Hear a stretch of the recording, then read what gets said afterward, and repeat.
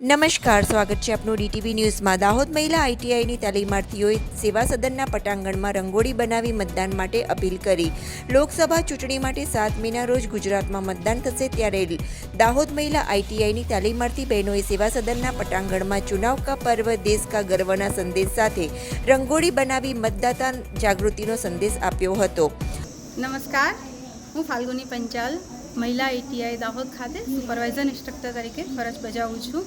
આજ રોજ અહીંયા જિલ્લા સેવા સદન ખાતે મતદાન જાગૃતિ અભિયાન અંતર્ગત એક રંગોળીનું આયોજન કરેલ છે, જે ખાસ કરીને મતદાન માટે જાગૃતિ થાય અને મતદારો જાગૃત બને એના માટે આ એક આયોજન કરેલ છે।